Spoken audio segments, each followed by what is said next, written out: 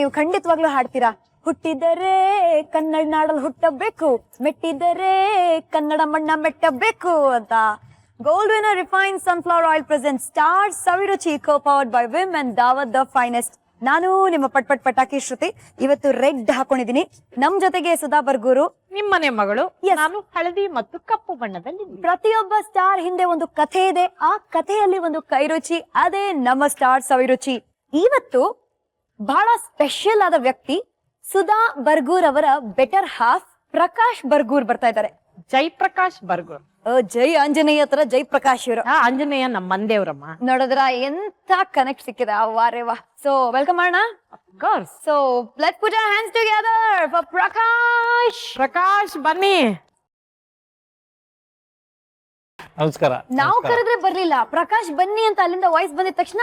ಅಲ್ಲ, ಅದು ಯಾವಾಗ್ಲೂ ಕೇಳಿಸ್ಬೇಕಲ್ಲ, ಅದು ಒರಿಜಿನಲ್ ವಾಯ್ಸ್ ಕೇಳಿಸಿದ ತಕ್ಷಣ ಕನ್ಫರ್ಮ್ ಆಗುತ್ತೆ. ಕನ್ಫರ್ಮ್ ಮಾಡ್ಕೊಂಡು ಬರ್ಬೇಕಲ್ವಾ. 27 ವರ್ಷ ಆಯ್ತು ಕಟ್ಕೊಂಡು. ಪ್ರಕಾಶ್ ಅನ್ನೋದು ಕೇಳಿಸ್ಕೊಂಡ್ಬಿಟ್ಟಿದ್ದಾರೆ. ವೆಲ್ಕಮ್ ವೆಲ್ಕಮ್ ಬನ್ನಿ. ವೆಲ್ಕಮ್ ಪ್ರಕಾಶ್. ಕೊಡಿ ನಂಗೂ ಕೈ. ಏನ್ ಬರೀ ಹುಡುಗಿಗೆ ಕೈ ಹೊಡಿಬೇಕೇನು? ಸುಧಾ ಬೇಕು ಅಂದ್ರೆ ನನಗ್ ಕೈ ಕೊಡ್ತಾರೆ, ನಿಮಗ್ ಕೈ ಕೊಡಲ್ಲ. ನೀವು ಧರ್ಮ ಪತ್ನಿ. ಕೈ ಹೊಡಿತಾ ಇದಾರೆ, ಕೊಡೋದು ಹಂಗೆ ಹಂಗ ಕತೆ.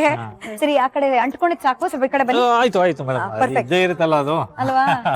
ಸೊ ಹೇಳಿ ಪ್ರಕಾಶ್, ಇವತ್ತು ಏನ್ ಸ್ಪೆಷಲ್ ಆಗಿ ಮಾಡ್ತಾ ಇದ್ರಾ? ಕೈ ರುಚಿ ಯಾವ್ದ್ರಲ್ಲಿ ತೋರಿಸ್ತಾ ಇದೀರಾ?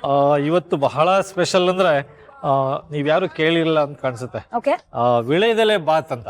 ಈ ವಿಳ್ಳೆದೆಲೆ ಯೂಶಲಿ ಚೆನ್ನಾಗಿ ತಿಂದು ಅರಗಿಸ್ಕೊಳಕ್ ತಿಂತಾರೆ, ಅದನ್ನೇ ತಿಂದು ಅರಗಿಸ್ಕೋಬೇಕಾ ಇವಾಗ? ಹೌದು ಹೌದು, ಯಾಕಂದ್ರೆ ಅದು ವಿಳೆದೆಲೆ ಬರೀ ಅರಗಿಸ್ಕೊಳ್ಳೋದು ಅಷ್ಟೇ ಅಲ್ಲ, ಆರೋಗ್ಯಕ್ಕೂ ಬಹಳ ಒಳ್ಳೇದು. ಯಾಕೆ ಇವತ್ತು ಅದನ್ನ ರಿಲೇಟ್ ಮಾಡ್ತಿದೀನಿ ಅಂತ ಹೇಳಿದ್ರೆ ಗೊತ್ತಲ್ಲ, ನಮ್ಮ ಧರ್ಮ ಪತ್ನಿಯವರು ಮಲೆನಾಡು ಕಡೆ ಹುಡುಗಿ.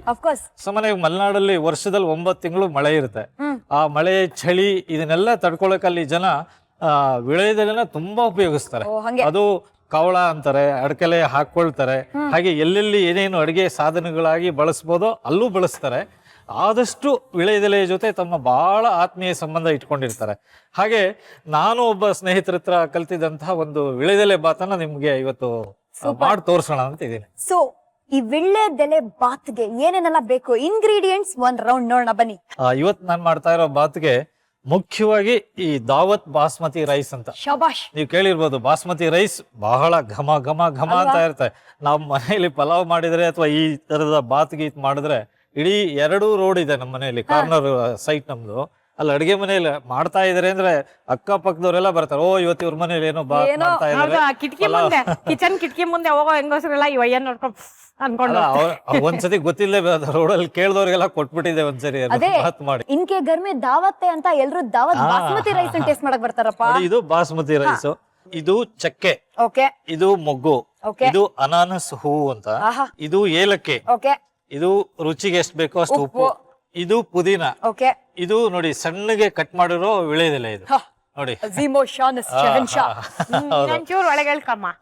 ಆಮೇಲೆ ಬಟಾಣಿ, ಇದು ಬೇಯಿಸ್ಬೇಕಾ? ಬಟಾಣಿನ ಬೇಯಿಸಿದ್ರು ಆಗುತ್ತೆ, ಆಮೇಲೆ ಜಾಸ್ತಿ ಏನ್ ಬೇಯಿಸ್ಬೇಕಾಗಿಲ್ಲ. ಓಕೆ, ಆಮೇಲೆ ಬೇಯಿಸ್ಕೋಬಹುದು. ಈರುಳ್ಳಿ, ಹಸಿಮೆಣಸಿನಕಾಯಿ, ಟೊಮೆಟೊ, ಶುಂಠಿ ಬೆಳ್ಳುಳ್ಳಿ ಪೇಸ್ಟ್, ಆಮೇಲೆ ಕ್ಯಾರೆಟ್, ಕೊತ್ತಂಬರಿ ಸೊಪ್ಪು ಅಷ್ಟೇ.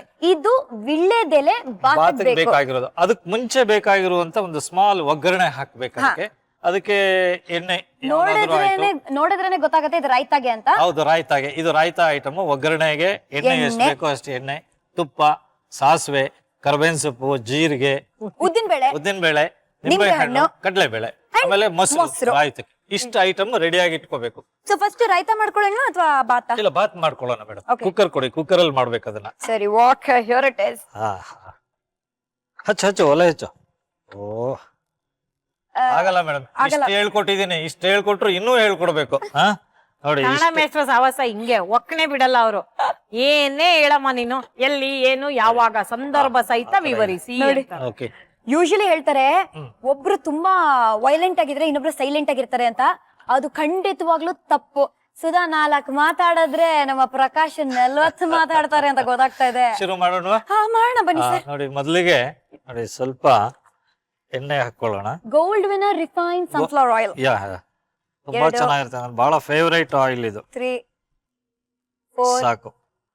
ಪಂಚಮಂ ಕಾರ್ಯಸಿದ್ಧಿ ಅಂತಾರಲ್ಲ ಹಾಗೆ. ಓಕೆ, 5 ಟೀ ಸ್ಪೂನ್ ಎಣ್ಣೆ. ನೆಕ್ಸ್ಟ್ ಇದಾಗ್ಲಿ, ಸಾಸಿವೆ ಹಾಕ್ಬೇಕು. 2 ಸಾಸಿವೆ. ಸುಮ್ನೆ ಹಂಗೆ ಸುಮ್ನೆ ಶೋಗೆ ಅಷ್ಟೇ. ಒಂಚೂರು ಜೀರಿಗೆ. ಅದು ಆದ್ಮೇಲೆ ಈಗ ಮೊದಲು ಚಕ್ಕೆ ಹಾಕೊಳ್ಳೋಣ. ಓಕೆ, ಚಕ್ಕೆ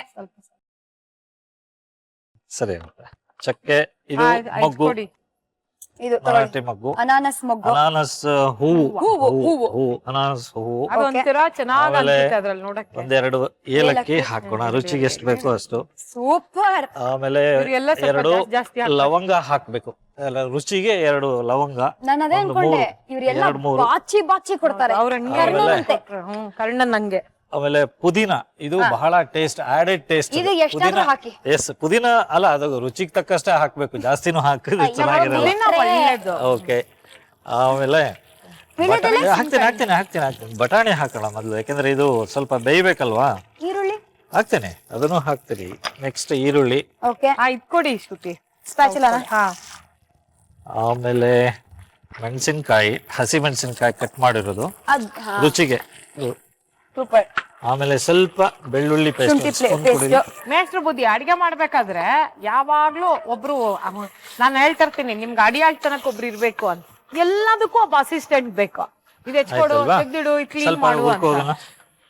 ಈರುಳ್ಳಿ ಟೊಮೆಟೊ ಹಾಕಿದ್ರೆ ತುಂಬಾ ಚೆನ್ನಾಗಿರುತ್ತೆ ಟೇಸ್ಟ್ಗೆ. ಅವ್ರು ಟೊಮೆಟೊ ಪ್ರಿಯ. ಅದೇನ್ ಗೊತ್ತಾ, ಅಂಗಡಿ ಮುಂದೆ ಹೋಗ್ಬಿಟ್ಟು ನೋಡಿ, ನಾಟಿ ಟೊಮೆಟೊ ಹುಡುಕ್ತಾ ಇರ್ತಾರೆ. ನಮ್ಗೆ ಯಾವಾಗ್ಲೂ ಅಷ್ಟೇ, ತರಕಾರಿ ತರ್ಲಿಕ್ಕೆ ಹೋದಾಗ ಸಾಮಾನ್ಯವಾಗಿ ನಾವೆಲ್ಲ ಮೊದ್ಲಿಂದ ಹಳ್ಳಿ ಇದ್ರಲ್ಲಿ ಬೆಳೆದ್ ಬಂದವರು.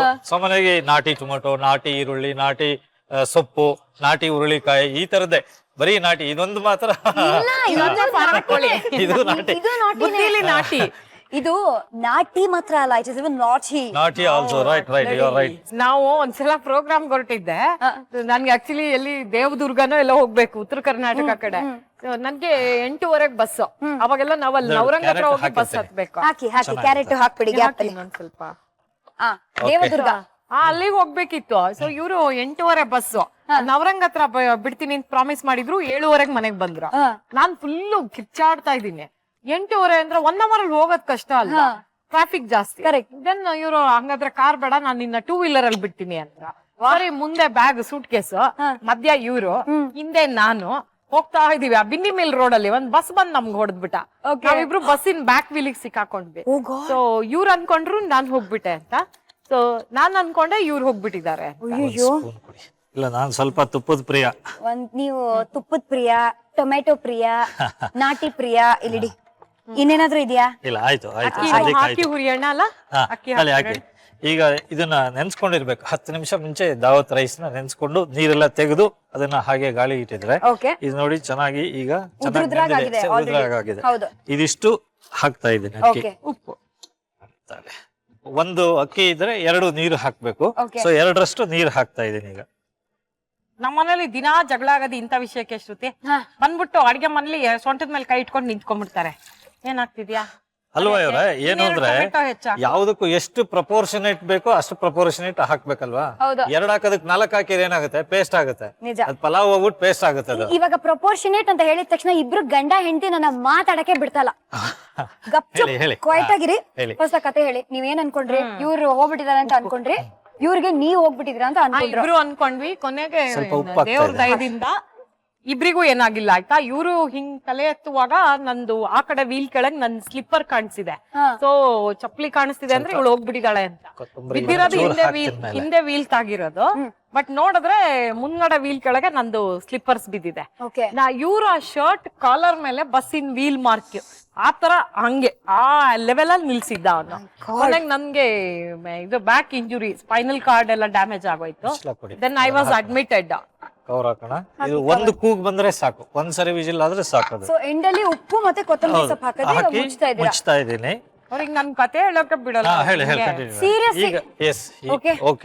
ಆಮೇಲೆ ಹೋದ್ವಿ. ಸೊ ಪ್ರೋಗ್ರಾಮ್ಗೆ ಹೋಗ್ಬೇಕಾದವಳು ಹಾಸ್ಪಿಟಲೈಸ್ ಆದೆ. ಎಲ್ಲ ಹಿಂಗೆ ನೋಡಕ್ ಬಂದ್ರು. ಸೊ ಫ್ರೆಂಡ್ಸ್ ಎಲ್ಲರಿಗೂ ಗೊತ್ತಾಯ್ತು. 3ನೇ ದಿನ ಒಬ್ಬ ಫ್ರೆಂಡ್ ಬಂದ.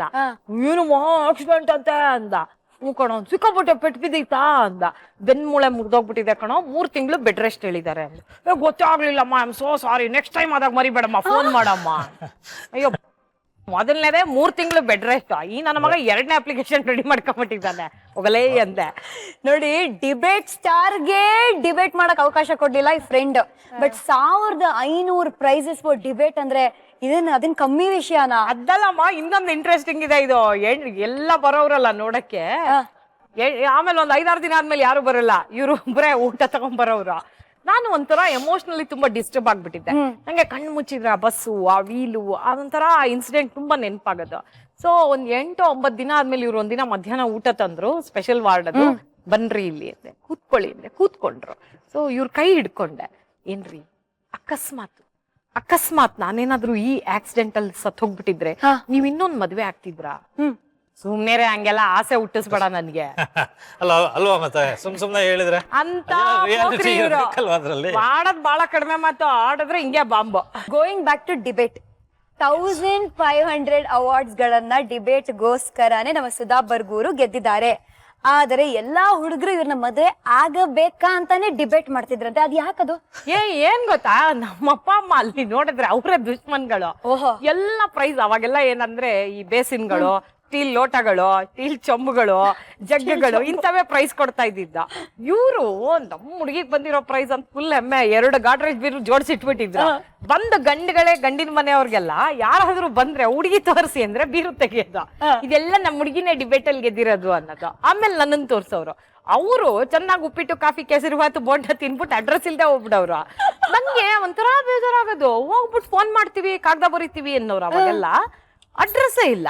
ಏನ್ ನಾನು ಅಷ್ಟೊಂದ್ ಒಂಥರ ನೋಡಕ್ ಆಗ್ದಿರೋ ಫಿಗರ್, ಏನ್ ನೋಡ್ಕೊಳಲ್ವಲ್ಲ ಅಂತ. ನನ್ಗೆ ಒಂಥರ ಹೆಂಗಿದು, ಯಾಕೆ ರಿಜೆಕ್ಟ್ ಮಾಡ್ತಾ ಇದಾರೆ ಅಂತ. ಆಮೇಲೆ ಒಂದು 15-20 ಗಂಟೆಗಳು ಹಂಗ ಹೋದ್ಮೇಲೆ ದೆನ್ ನಮ್ ಮನೇಲಿ ರಿಯಲೈಸ್ ಮಾಡ್ಕೊಂಡ್ರು ಏನಾಗ್ತಿತ್ತು ಅಂದ್ರೆ, ಇವ್ರು ಬಂದವ್ರಿಗೆಲ್ಲ ಡಿಬೇಟ್ರು, ನಮ್ ಹುಡ್ಗಿ ಡಿಬೇಟ್ ಅಲ್ಲೇ ಸೋತಿಲ್ಲ ಅನ್ನೋರಲ್ಲ, ಆ ಗಂಡಿನ ಮನೆಯವ್ರಿಗೆ ಭಯ, ಇವ್ಳು ಇಲ್ಲೇ ಸೋತಿಲ್ಲ ಅಂದ್ರೆ ನಮ್ ಮನೇಲಿ ಬಂದ್ ಏನ್ ಕತೆ ಅಂತ ಬಂದವ್ರೆಲ್ಲ ಹೋಗ್ಬಿಡೋರು. ಅದಕ್ಕೆ ಇವ್ರು ಬಂದಾಗ ಹುಷಾರಾಗ್ಬಿಟ್ಟಿದ್ವಿ ನಾವು. ಇವ್ರು ಬಂದಾಗ ಏನಾಯ್ತು? ಇವ್ರು ಬಂದಾಗ ಏನ್ ಗೊತ್ತಾ, ಇವ್ರಿಗೆ ಫಸ್ಟೇ ನಮ್ಮ ಅಜ್ಜಿ ನಂಗೆ ವಾರ್ನಿಂಗ್ ಕೊಟ್ಬಿಟ್ಟಿದ್ಲು, ನೀ ತುಂಬಾ ಮಾತಾಡ್ತೀಯ ಕಣ, ಇಷ್ಟೊಂದು ಮಾತಾಡಿದ್ರೆ ಯಾವ ಗಂಡು ಒಪ್ಕೊಳ್ಳಲ್ಲ, ಕಡಿಮೆ ಮಾತಾಡ್ಬೇಕು, ಜಾಸ್ತಿ ನಾಚ್ಕೋಬೇಕು. ಓಕೆ, ನಮ್ ಪ್ರಾಬ್ಲಮ್ ಏನು ಅಂದ್ರೆ, ನಾಚಿಕೆ ಅಂದ್ರೆ ಕ್ಯಾಚ್ ಅಂದ್ರದ್ ಆಚಿಕೆ ಅಂತ ನಮ್ಗೆ ಗೊತ್ತಿಲ್ಲ. ನಾಚ್ಕೊಳಕ್ಕೆ ಏನದು ನಾಚಿಕೆ ಅಂದ್ರೆ, ಅದು ಕ್ಯಾಚ್ ಅಂದ್ರದ್ ಆಚಿಕೆ. ನಮ್ಗೆ ನಾಚಿಕೆ ಅಂದ್ರೆ ನಮ್ ಸಿನಿಮಾ ನಮ್ಮ ಹೀರೋಯಿನ್ಗಳು ಹಿಂಗೆ ಬಗ್ಗೆ ನೆಲ ಕೆರಿತಾರಲ್ಲ, ಅದೇ ಒಂದು ಗೊತ್ತಾಗಿದ್ದು. ಅಂದ್ರೆ ಅದು ಸಿನಿಮಾ ನೋಡಿ ಕಲ್ತ್ಕೊಂಡಿದ್ದೆ.